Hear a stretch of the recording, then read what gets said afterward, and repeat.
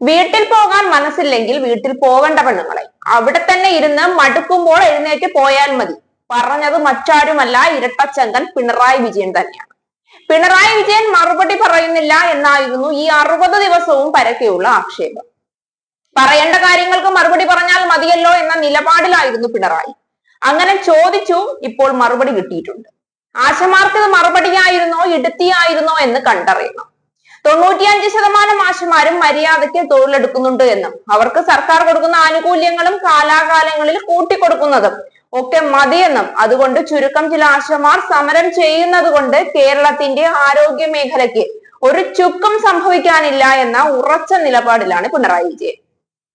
കേന്ദ്രം കൊടുക്കാനുള്ളതിന് സംസ്ഥാനത്തോടാണ് സമരം ചെയ്യുന്നതെന്ന ബോധമുണ്ടോ?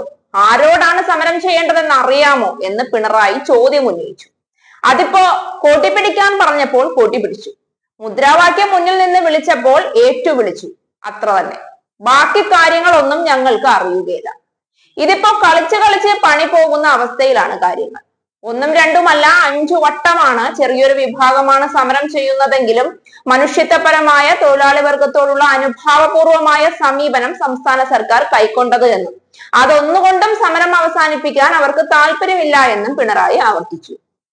സമരം അവസാനിപ്പിക്കണം എന്ന ചിന്ത സർക്കാരിന് മാത്രം പോരാ, സമരം ചെയ്യുന്നവർക്കും വേണമെന്ന് പിണറായി ഉറപ്പിച്ചു പറഞ്ഞു.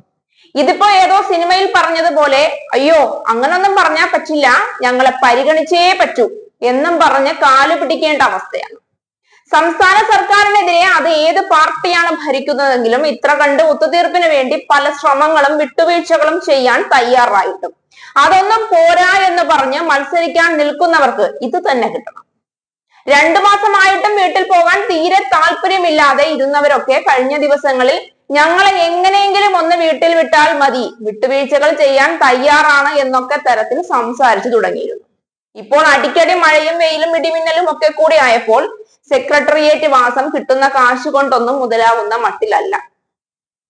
എന്നാൽ ഞങ്ങൾ പോകട്ടെ എന്ന് ചോദിച്ചപ്പോൾ വേണ്ട, കുറച്ചു കഴിഞ്ഞ് പോയാൽ മതി, കിട്ടാനുള്ളതൊക്കെ വാങ്ങിയെടുത്തിട്ട് പോയാൽ മതിയേ എന്ന് പിണറായി പറയുമ്പോൾ ഇനി എന്ത് ചെയ്യണമെന്നറിയാത്ത സ്ഥിതിയാണ് ആശമാർക്ക്.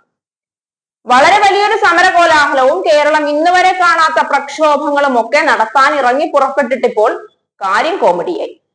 ഒടുക്കം കൂട്ട പിരിച്ചുവിടൽ നടത്തി ട്രാജഡി ആവാതിരുന്നാൽ മതി. 2016 മുതൽ ഇതുവരെ എടുത്താൽ കേരള സർക്കാർ 6000 രൂപയുടെ വർധനവാണ് ഓണറേറിയത്തിൽ ആശമാർക്ക് അനുവദിച്ചു നൽകിയത്. ആ സർക്കാരിനെതിരെയാണോ, ഇൻസെന്റീവ് ഉയർത്താത്ത കേന്ദ്ര സർക്കാരിനെതിരെയാണോ സമരം ചെയ്യേണ്ടതെന്ന് നിങ്ങൾ ആലോചിക്കണം. അംഗീകൃത ട്രേഡ് യൂണിയനുകൾ സർക്കാർ നൽകുന്ന ആനുകൂല്യങ്ങൾ അംഗീകരിച്ചിട്ടുണ്ട്. സമരം ചെയ്യുന്ന സംഘടന മാത്രമാണ് നിലപാട് വ്യക്തമാക്കാത്തത് എന്ന് പിണറായി വാർത്താ സമ്മേളനത്തിൽ പറഞ്ഞു. എന്നാൽ സർക്കാർ ചർച്ചയ്ക്ക് വിളിച്ചാൽ ഞങ്ങൾ തയ്യാറാണ് എന്നും ഒരു 3000 രൂപ കൂടി കൂട്ടി തന്നാൽ സമരം അവസാനിപ്പിക്കാം എന്ന് പറഞ്ഞപ്പോൾ സർക്കാരിന് പിടിവാശിയാണ് എന്നുമാണ് ആശമാരുടെ നേതാവിന്റെ വാദം. ഇത്ര കഷ്ടപ്പെട്ട് സർക്കാരിന്റെ ചർച്ചയ്ക്ക് പോവുകയും അവർ തരുന്ന 3000 രൂപ നക്കാപ്പിച്ച സമരം അവസാനിപ്പിക്കുകയും ചെയ്യുന്നത് മോശമല്ലേ? അതിന്റെ എന്തെങ്കിലും കാര്യമുണ്ടോ? കിട്ടാനുള്ളത് മുഴുവൻ കണക്കു പറഞ്ഞു കിട്ടിയിട്ട് വാങ്ങിച്ചെടുത്തിട്ട് പോയാൽ മതി സമരക്കാരെ. പിണറായിയുടെ മുന്നിൽ ഞങ്ങൾ പറയുന്നത് ഒന്നും എത്തുന്നില്ല എന്നും അത് പാതി വഴിയിൽ വീണ ജോർജ് മുക്കുന്നു എന്നും ഒക്കെയാണ് പുതിയ ആരോപണം. എന്തൊക്കെ കേൾക്കണം?